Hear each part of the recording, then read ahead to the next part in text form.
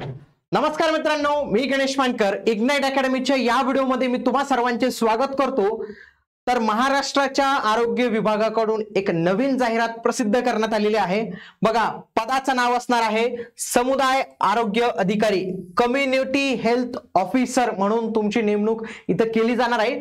त्यांच्या वेबसाईटवर याच्या संदर्भातली जी आहे तर ते मित्रांनो तुम्ही बघू शकता. ऍडव्हर्टाइजमेंटवर आलेली बघा, nhmmaharaashtra.gov.in advertisement for community health officer 4/11/2025 ला ही जाहिरात जी आहे तर ती आलेली. या जाहिरातीमध्ये कोणाला अप्लाय करता येऊ शकतं, पात्रता काय आहे, अभ्यासक्रम काय असणार आहे, वयोमर्यादा काय असणार आहे, या सर्वांविषयी माहिती आपण आजच्या या व्हिडिओमध्ये पाहणार आहोत. म्हणून तुम्ही हा व्हिडिओ शेवटपर्यंत पूर्ण बघायचा आहे. आणि तुमच्यासाठी ह्या व्हिडिओमध्ये एक महत्त्वाची अनाउन्समेंट पण असणार आहे, म्हणून हा व्हिडिओ शेवटपर्यंत पूर्ण बघायचा आहे. बघा, ही जाहिरात जी आहे तर ती आपल्याला इथं आलेली दिसते. याच्यामध्ये शैक्षणिक अर्हता आणि इतर बाबींची पूर्तता करणाऱ्या पात्र उमेदवारांकडून ऑनलाईन पद्धतीने अर्ज मागवण्यासाठी जाहिरात जी आहे तर ती आलेली.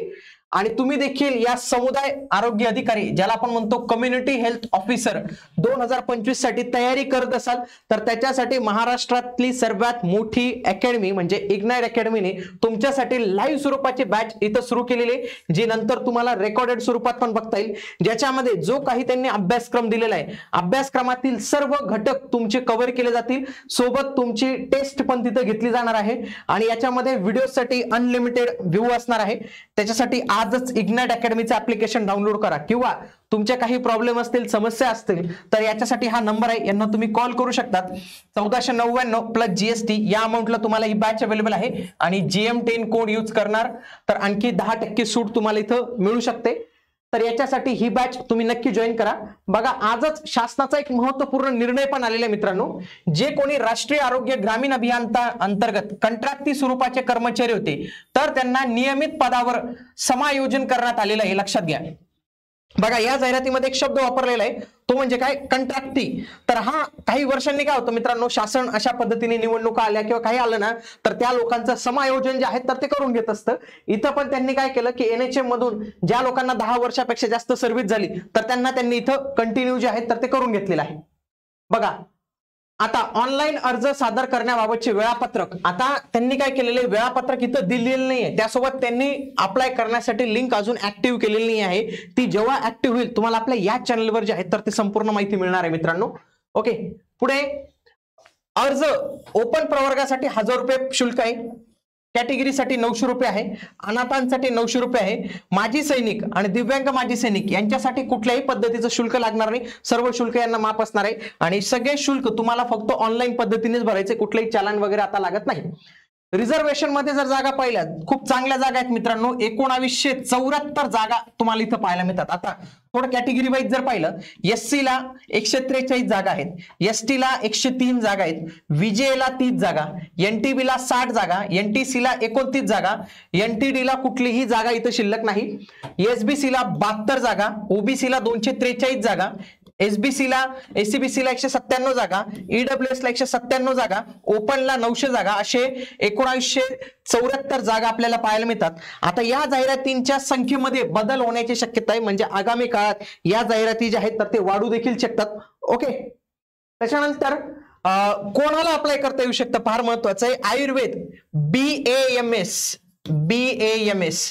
पदवीधारक, त्याच्यासोबत BUMS युनानी हे देखील पदवीधारक, त्याच्यानंतर ज्यांची BSc नर्सिंग झालेली आहे आणि BSc इन कम्युनिटी हेल्थ, हे 4 ज्यांच्याकडे इलिजिबिलिटी आहे, ते 4पैकी कोणती एक असेल तर तो इथं अप्लाय करू शकतो. बाकी दुसरं कोणी इथं अप्लाय करू शकत नाही, हे इथं लक्षात घ्या. त्यासोबतच आयुर्वेद BAMS आणि BUMS पदवीधारक असतील तर जाहिरात प्रसिद्ध झाल्याच्या दिनांकापूर्वीपर्यंत तुमच्याकडे इंटर्नशिप पूर्ण असणारे आणि NMC किंवा MCIM नोंदणी प्रमाणपत्र असणारे उमेदवारच पात्र ठरतील. लक्षात घ्या, फक्त तुमची पदवी कंप्लीट पाहिजे असं नाही, इंटर्नशिप त्यासोबतच नोंदणी प्रमाणपत्र देखील तुमच्याकडे असलं पाहिजे तर तुम्ही अप्लाय करू शकतात. त्यासोबत BSc नर्सिंग आणि BSc इन कम्युनिटी हेल्थ या उमेदवारांसाठी काय मित्रांनो, दिनांकापूर्वी त्यांची नर्सिंग काउन्सिलकडे जे आहे तर ती नोंदणी असणं आवश्यक आहे, तरच ते इथं अप्लाय जे आहे तर ते करू शकतील. तर त्यांच्यासाठी इथे चांगली संधी आहे. बघा, परीक्षा केंद्रावरच परीक्षा जी आहे तर ती घेतली जाणार आहे. परीक्षेसाठी 100 प्रश्नांची एक टेस्ट जी आहे तर ती तुमची होणार आहे.